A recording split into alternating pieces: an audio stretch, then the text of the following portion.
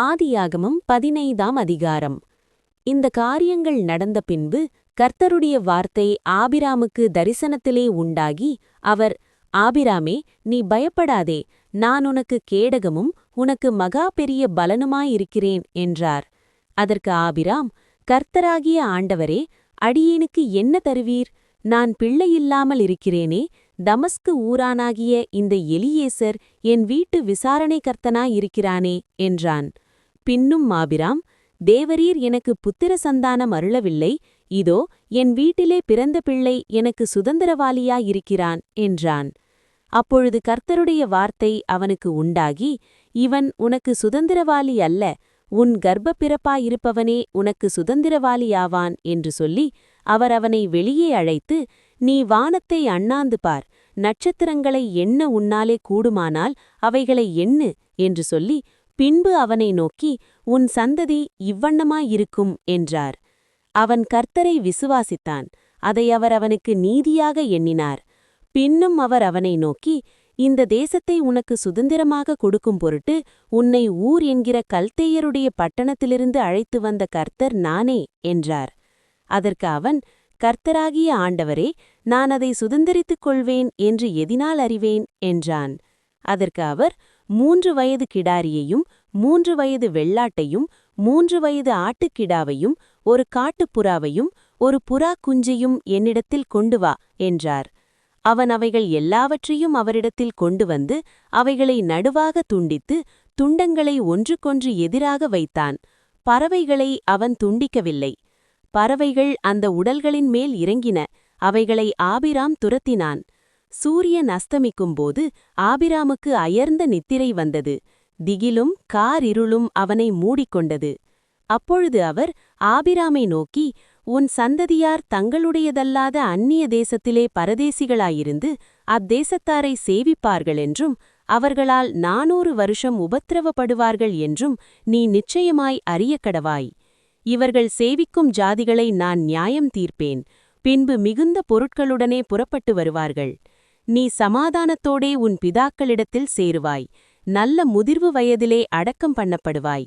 4ஆம் தலைமுறையிலே அவர்கள் இவ்விடத்திற்கு திரும்ப வருவார்கள், ஏனென்றால் எமோரியருடைய அக்கிரமம் இன்னும் நிறைவாகவில்லை என்றார். சூரியன் அஸ்தமித்து கார் இருள் உண்டான பின்பு, இதோ புகைகிற சூளையும் அந்த துண்டங்களின் நடுவே கடந்து போகிற அக்கினி ஜுவாலையும் தோன்றின. அந்நாளிலே கர்த்தர் ஆபிராமோடே உடன்படிக்கை பண்ணினார். எகிப்தின் நடிதுவக்கி ஐப்ராத்து நதி என்னும் பெரிய நதி மட்டுமுள்ளதும், கேனியரும் கெனீசியரும் கத்மோனியரும் ஏத்தியரும் பெரிசியரும் ரெப்பாயேமியரும் எமோரியரும் கானானியரும் கிர்காசியரும் எபூசியரும் என்பவர்கள் இருக்கிறதுமான இந்த தேசத்தை உன் சந்ததிக்கு கொடுத்தேன் என்றார். ஆமேன். ஆதியாகமம் 16ஆம் அதிகாரம். ஆபிராமுடைய மனைவியாகிய சாராய்க்கு பிள்ளை இல்லாதிருந்தது. எகிப்து தேசத்தாளாகிய ஆகார் என்னும் பேர் கொண்ட ஒரு அடிமைப் பெண் அவளுக்கு இருந்தாள். சாராய் ஆபிராமை நோக்கி, நான் பிள்ளை பெறாதபடிக்கு கர்த்தர் என் கர்ப்பத்தை அடைத்திருக்கிறார், என் அடிமைப் பெண்ணோடே சேரும், ஒருவேளை அவளால் என் வீடு கட்டப்படும் என்றாள். சாராயின் வார்த்தைக்கு ஆபிராம் செவி கொடுத்தான். ஆபிராம் கானான் தேசத்தில் 10 வருஷம் குடியிருந்த பின்பு ஆபிராமின் மனைவியாகிய சாராய் எகிப்து தேசத்தாளான தன் அடிமைப் பெண்ணாகிய ஆகாரை அழைத்து அவளை தன் புருஷனாகிய ஆபிராமுக்கு மறுமனையாட்டியாக கொடுத்தாள். அவன் ஆகாரோடே சேர்ந்தபோது அவள் கர்ப்பம் தரித்தாள். அவள் தான் கர்ப்பவதியானதைக் கண்டபோது தன் நாச்சியாரை அற்பமாக எண்ணினாள். அப்பொழுது சாராய் ஆபிராமை நோக்கி, எனக்கு நேரிட்ட அநியாயம் உமது மேல் சுமரும், என் அடிமைப் பெண்ணை உம்முடைய மடியிலே கொடுத்தேன், அவள் தான் கர்ப்பவதியானதைக் கண்டு என்னை அற்பமாக எண்ணுகிறாள், கர்த்தர் எனக்கும் உமக்கும் நடுநின்று நியாயம் தீர்ப்பாராக என்றாள். அதற்கு ஆபிராம் சாராயை நோக்கி, இதோ உன் அடிமைப் பெண் உன் கைக்குள் இருக்கிறாள், உன் பார்வைக்கு நலமானபடி அவளுக்குச் செய் என்றான். அப்பொழுது சாராய் அவளை கடினமாய் நடத்தினபடியால் அவள் அவளை விட்டு ஓடிப்போனாள். கர்த்தருடைய தூதனானவர் அவளை வனாந்தரத்திலே சூருக்குப் போகிற வழியருகே இருக்கிற நீரூற்றண்டையில் கண்டு, சாராயின் அடிமைப் பெண்ணாகிய ஆகாரே, எங்கே இருந்து வருகிறாய், எங்கே போகிறாய் என்று கேட்டார்.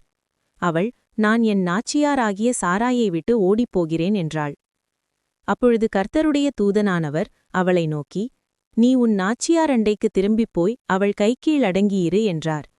பின்னும் கர்த்தருடைய தூதனானவர் அவளை நோக்கி, உன் சந்ததியை மிகவும் பெருக பண்ணுவேன், அது பெருகி எண்ணி முடியாததாயிருக்கும் என்றார். பின்னும் கர்த்தருடைய தூதனானவர் அவளை நோக்கி, நீ கர்ப்பவதியாயிருக்கிறாய், ஒரு குமாரனைப் பெறுவாய், கர்த்தர் உன் அங்கலாய்ப்பை கேட்டபடியினால் அவனுக்கு இஸ்மவேல் என்று பேரிடுவாயாக. அவன் துஷ்ட மனுஷனாயிருப்பான், அவனுடைய கை எல்லாருக்கும் விரோதமாகவும் எல்லாருடைய கையும் அவனுக்கு விரோதமாகவும் இருக்கும், தன் சகோதரர் எல்லாருக்கும் எதிராக குடியிருப்பான் என்றார். அப்பொழுது அவள், என்னை காண்பவரை நானும் இவ்விடத்தில் கண்டேன் அல்லவா என்று சொல்லி தன்னோடே பேசின கர்த்தருக்கு, நீர் என்னை காண்கிற தேவன் என்று பேரிட்டாள். ஆகையால் அந்த துறவு பெயர் லகாய்ரோயி என்னப்பட்டது. அது காதேசுக்கும் பாரேத்துக்கும் நடுவே இருக்கிறது. ஆகார் ஆபிராமுக்கு ஒரு குமாரனை பெற்றாள். ஆபிராம் ஆகார் பெற்ற தன் குமாரனுக்கு இஸ்மவேல் என்று பெயரிட்டான். ஆகார் ஆபிராமுக்கு இஸ்மவேலை பெற்றபோது ஆபிராம் 86 வயதாயிருந்தான். ஆமீன். ஆதியாகமம் 17ஆம் அதிகாரம். ஆபிராம் 99 வயதானபோது கர்த்தர் ஆபிராமுக்கு தரிசனமாகி, நான் சர்வ வல்லமையுள்ள தேவன், நீ எனக்கு முன்பாக நடந்து கொண்டு உத்தமனாயிரு. நான் உனக்கும் எனக்கும் நடுவாக என் உடன்படிக்கையை ஏற்படுத்தி உன்னை மிகவும் திரளாய் பெருக பண்ணுவேன் என்றார். அப்பொழுது ஆபிராம் முகம் குப்புற விழுந்து வணங்கினான். தேவன் அவனோடே பேசி, நான் உன்னோடே பண்ணுகிற என் உடன்படிக்கை என்னவென்றால், நீ திரளான ஜாதிகளுக்கு தகப்பனாவாய். இனி உன் பேர் ஆபிராம் என்னப்படாமல், நான் உன்னை திரளான ஜாதிகளுக்கு தகப்பனாக ஏற்படுத்தினபடியால் உன் பேர் ஆபிரகாம் என்னப்படும். உன்னை மிகவும் அதிகமாய் பலுக பண்ணி உன்னிலே ஜாதிகளை உண்டாக்குவேன். உன்னிடமிருந்து ராஜாக்கள் தோன்றுவார்கள். உனக்கும் உனக்கு பின்வரும் உன் சந்ததிக்கும் நான் தேவனாயிருக்கும்படி எனக்கும் உனக்கும் உனக்கு பின் தலைமுறை தலைமுறையாக வரும் உன் சந்ததிக்கும் நடுவே என் உடன்படிக்கையை நித்திய உடன்படிக்கையாக ஸ்தாபிப்பேன். நீ பரதேசியாய் தங்கி வருகிற கானான் தேசம் முழுவதையும் உனக்கும் உனக்கு பின்வரும் உன் சந்ததிக்கும் நித்திய சுதந்திரமாக கொடுத்து நான் அவர்களுக்கு தேவனாயிருப்பேன் என்றார். பின்னும் தேவன் ஆபிராமை நோக்கி, இப்பொழுது நீயும் உனக்கு பின் தலைமுறை தலைமுறையாக வரும் உன் சந்ததியும் என் உடன்படிக்கையை கைக்கொள்ளுங்கள்.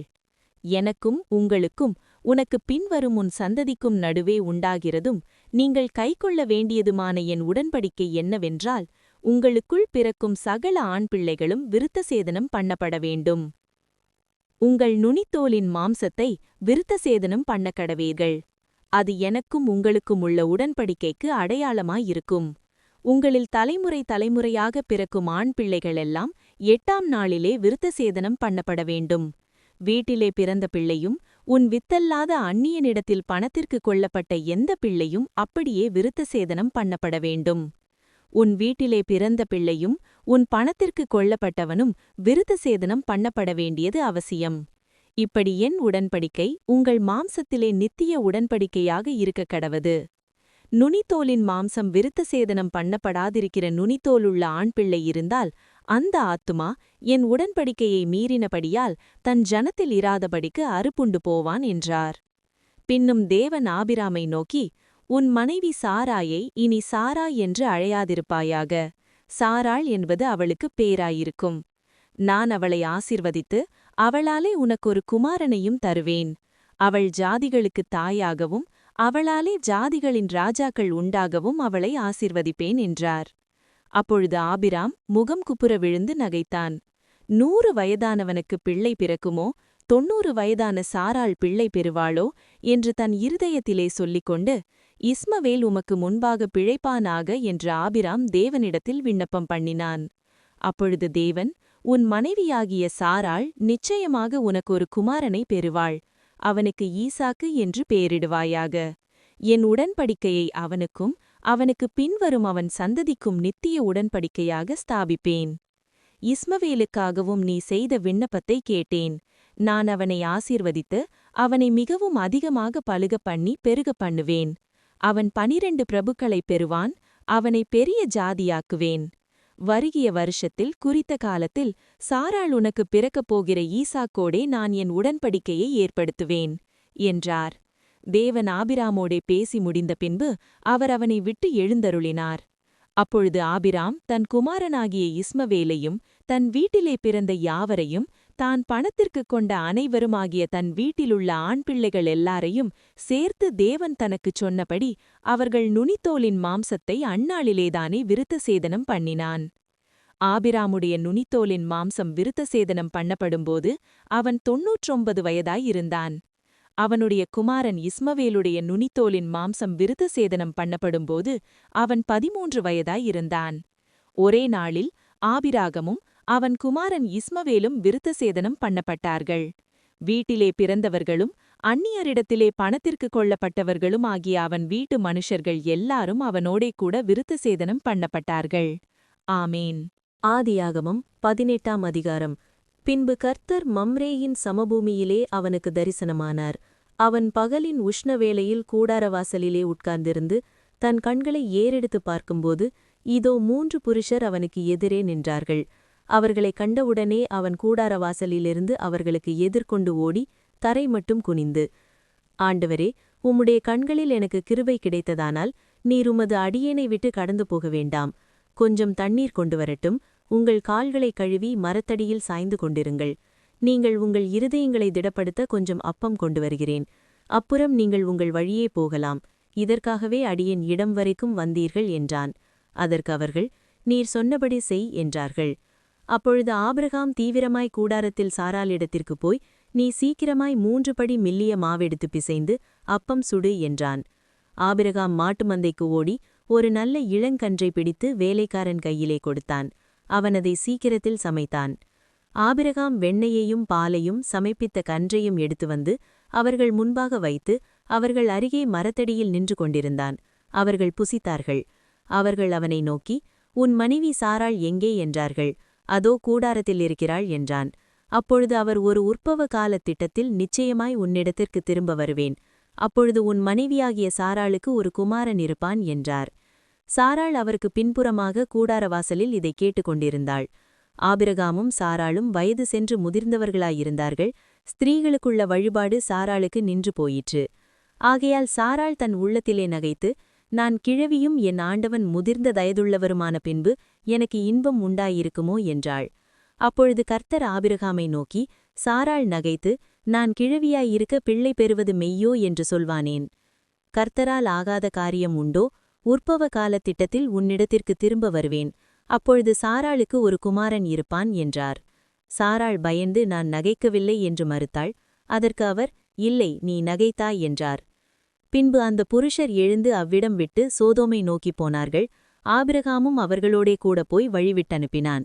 அப்பொழுது கர்த்தர், ஆபிரகாம் பெரிய பலத்த ஜாதியாவதினாலும் அவனுக்குள் பூமியிலுள்ள சகல ஜாதிகளும் ஆசீர்வதிக்கப்படுவதினாலும் நான் செய்யப்போகிறதை ஆபிரகாமுக்கு மறைப்பேனோ?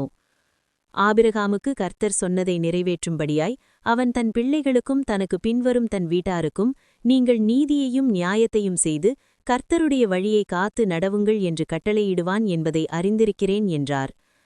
பின்பு கர்த்தர் சோதோம் கொமோராவின் கூக்குரல் பெரிதாயிருப்பதினாலும் அவைகளின் பாவம் மிகவும் கொடிதாயிருப்பதினாலும் இறங்கிப் போய் என்னிடத்தில் வந்து எட்டின அதின் கூக்குரலின்படியே அவர்கள் செய்திருக்கிறார்களோ இல்லையோ என்று பார்த்து அறிவேன் என்றார்.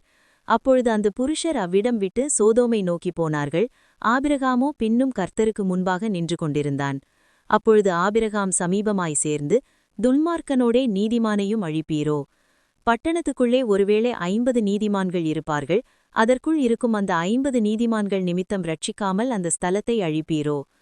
துன்மார்க்கனோடே நீதிமானையும் சங்கரிப்பது உமக்கு தூரமாயிருப்பதாக. நீதிமானையும் துன்மார்க்கனையும் சமமாய் நடப்பிப்பது உமக்கு தூரமாயிருப்பதாக. சர்வலோக நியாயாதிபதி நியாயம் செய்யாதிருப்பாரோ என்றான். அதற்கு கர்த்தர், நான் சோதோமில் 50 நீதிமான்களைக் கண்டால் அவர்கள் நிமித்தம் அந்த ஸ்தலம் முழுவதையும் ரட்சிப்பேன் என்றார். அப்பொழுது ஆபிரகாம் பிரதியுத்தரமாக, இதோ தூளும் சாம்பலுமாயிருக்கிற அடியேன் ஆண்டவரோடே பேசத் துணிந்தேன். ஒருவேளை 50 நீதிமான்களுக்கு 5 பேர் குறைந்திருப்பார்கள். அந்த 5 பேர் நிமித்தம் பட்டணம் முழுவதையும் அழிப்பீரோ என்றான். அதற்கு அவர், நான் 45 நீதிமான்களை அங்கே கண்டால் அதை அழிப்பதில்லை. அவன் பின்னும் அவரோடே பேசி, 40 நீதிமான்கள் அங்கே காணப்பட்டாலோ என்றான். அதற்கு அவர், 40 நீதிமான்கள் நிமித்தம் அதை அழிப்பதில்லை. அப்பொழுது அவன், இன்னும் நான் பேசுகிறேன், ஆண்டவருக்கு கோபம் வராமல் இருப்பதாக. 30 நீதிமான்கள் அங்கே காணப்பட்டாலோ என்றான். அதற்கு அவர், 30 நீதிமான்கள் நிமித்தம் அதை அழிப்பதில்லை. அப்பொழுது அவன், இதோ ஆண்டவரோடே பேசத் துணிந்தேன், 20 நீதிமான்கள் அங்கே காணப்பட்டாலோ என்றான். அதற்கு அவர், 20 நீதிமான்கள் நிமித்தம் அதை அழிப்பதில்லை. அப்பொழுது அவன், ஆண்டவருக்கு கோபம் வராமல் இருப்பதாக நான் இன்னும் இந்த ஒரு விசை மாத்திரம் பேசுகிறேன், 10 நீதிமான்கள் அங்கே காணப்பட்டாலோ என்றான். அதற்கு அவர், 10 நீதிமான்கள் நிமித்தம் அதை அழிப்பதில்லை. கர்த்தர் ஆபிரகாமோடே பேசி முடிந்த பின்பு போய்விட்டார். ஆபிரகாமும் தன்னுடைய இடத்திற்கு திரும்பினான். ஆமீன்.